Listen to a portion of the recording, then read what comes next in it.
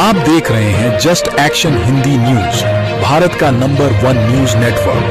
अपने आसपास की खबरों को देखने के लिए सब्सक्राइब करें जस्ट एक्शन लाइव। महाराष्ट्र चुनाव में बीजेपी को मिले सबसे ज्यादा वोट, अजीत से ज्यादा वोट पाकर भी पीछे रह गए शरद पवार। जानिए दिलचस्प आंकड़े। महाराष्ट्र विधानसभा चुनाव में भाजपा ने सबसे अधिक 26.77% वोट हासिल किया है। उसने 149 सीटों पर चुनाव लड़कर 132 सीटें जीती हैं। कुल 1,72,93,650 वोट हासिल किए। विधानसभा चुनाव में भाजपा का 132 सीटें जीतना 100 सीटों का आंकड़ा पार करने की हैट्रिक है। पार्टी ने 2014 के विधानसभा चुनाव में 122 सीटें और 2019 के चुनावों में 105 सीटें जीती थी।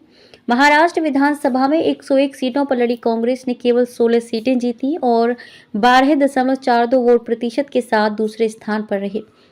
पार्टी को 8,20,921 वोट मिले। एकनाथ शिंदे के नेतृत्व वाली शिवसेना ने 81 सीटों पर चुनाव लड़ा था, जिसमें से 57 सीटों पर जीत दर्ज की और 12.38% वोट हासिल किए। अजीत से ज्यादा वोट लाई शरद पवार की पार्टी। खास बात यह है कि कम सीटें हासिल करने वाली शरद पवार के नेतृत्व वाली राकांपा शरद चंद्र पवार को अजीत पवार नीत राकांपा से अधिक वोट मिले। राकांपा शरद चंद्र पवार ने 86 सीटों पर चुनाव लड़ा, लेकिन 11.28% वोट के साथ केवल 10 सीटें ही जीत पाई।